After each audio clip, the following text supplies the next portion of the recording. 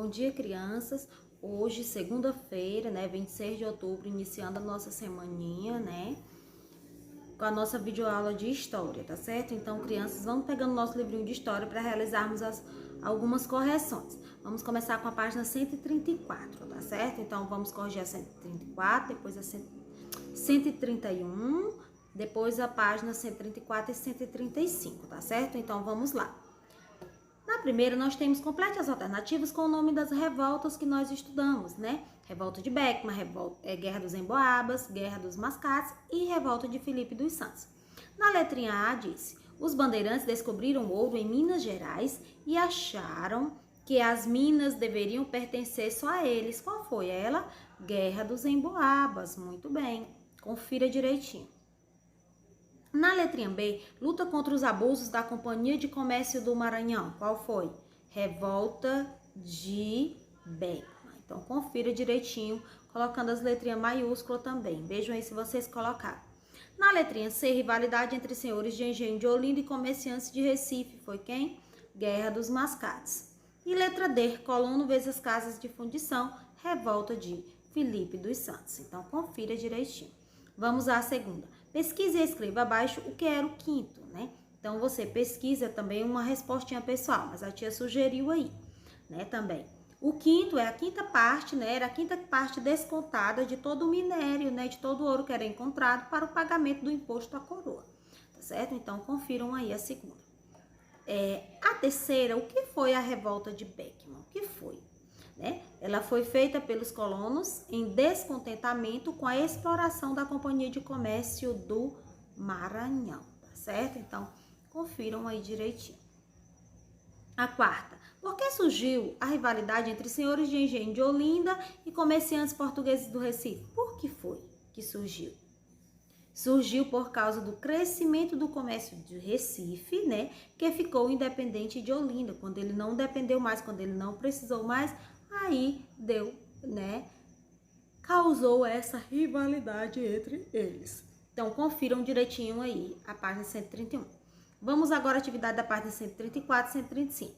Resolva a cruzadinha. Letra A. O que todo povo deve ter, né? A letra C. O que os africanos... A letra B, né? Vamos para a letra D. Como eram chamados os lugares para onde os escravos fugiam? A letra D, cuidado aí, certo? Porque a cruzadinha você vê a ordem direitinho. Então, como eram chamados na letra D os lugares para onde os escravos fugiam? Quilombos, muito bem. Então, na letrinha D, confira aí. Próxima, letrinha B, B de bola. O que os africanos não aceitavam? Escravidão, né, gente? Desde o momento que eles vieram da África para cá, eles nunca aceitavam a escravidão. Por isso, eles fugiam e formavam os quilombos, né? Depois, a letrinha C. Contra quem os escravos se rebelavam? Contra quem? Os senhores, né? Os donos deles, senhores de engenho. Próxima, última letrinha, letrinha A. O que todo povo deve ter? Liberdade, não é, gente? Todos nós queremos liberdade. Na segunda, qual era a grande ameaça que os quilombos traziam para o Brasil? Qual era? Era uma ameaça à colonização, à exploração, pois eles estimulavam a fuga dos escravos que sonhavam com a liberdade, tá certo? Então, confira. Na terceira, escreva as duas maiores causas que levavam os donos de escravos a perseguirem os quilombos. Quais eram? A primeira, gente, recuperar os escravos fugidos, certo? Por quê? Porque se eles perdessem os escravos, eles não iam ter mão de obra, não iam ter quem trabalhar para eles de graça, né? A segunda, destruir os quilombos, tá certo, gente? Então, isso era, né, as duas causas que levavam os escravos a perseguirem tantos os quilombos. Então, confiram direitinho. Página 135. Classifique as alternativas a seguir em V para as verdadeiras e F para as falsas. Primeira, alguns quilombos chegaram a ser muito grandes e conhecidos. Verdade, então V.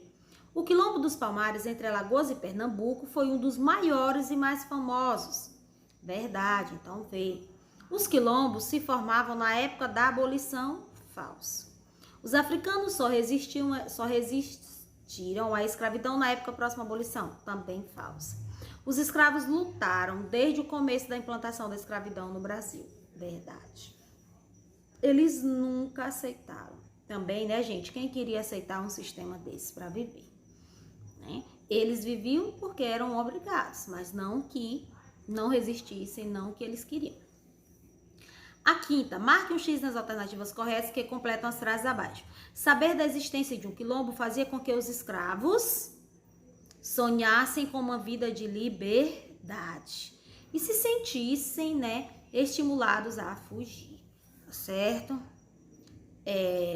A sexta questão, nós temos aí uma resposta pessoal, porque diz, na sua opinião, como se pode colaborar com os direitos dessas comunidades?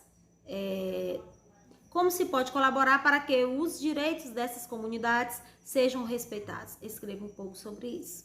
O que você acha a respeito, né, da vida dessas pessoas, das comunidades quilombolas? Devem ser respeitados? Sim ou não?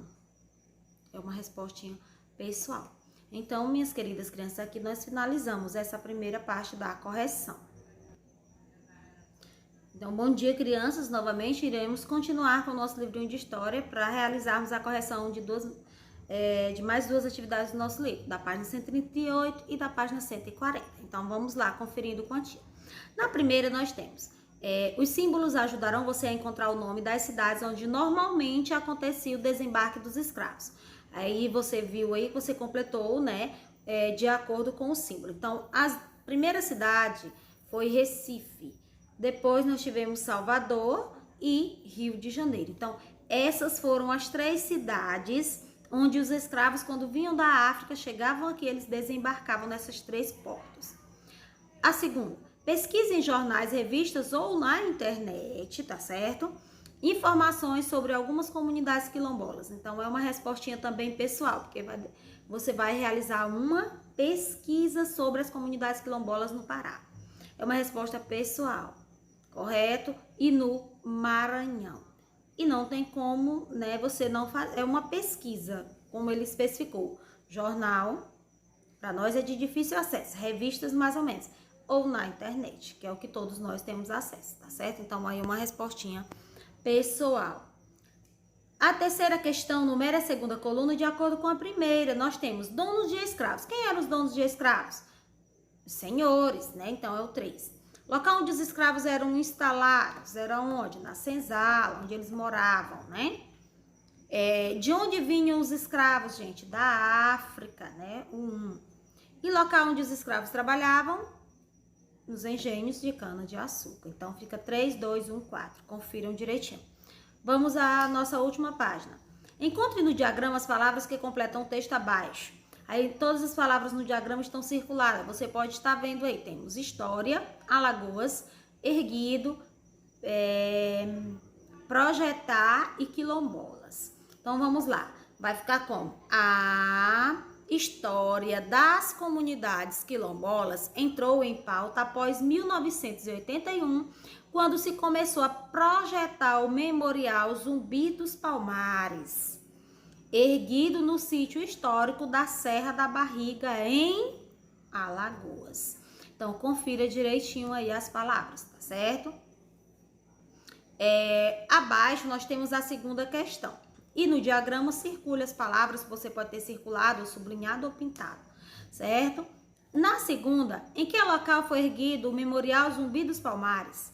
Em que local foi esse? Aí ele disse, pinte letra sim, outra não, para descobrir a resposta. Então, você observa aí, tia não pintou para não cobrir, mas aí pintamos aí, ó, o S, o E, o R, tá certo? E você vai ver que vai formar aqui palavra, gente. Todas as letras que você pintou irá formar esta palavra, Serra da Barriga, tá certo? Foi o local erguido, né, onde foi colocado o Memorial Zumbi dos Palmares. Terceira, qual a função da Fundação Cultural dos Palmares? Né, também você pode ter pesquisado, né? Realizar o levantamento dos quilombos contemporâneos existentes no território nacional. Então, confira direitinho as atividades, tá certo, crianças? Um forte abraço da tia.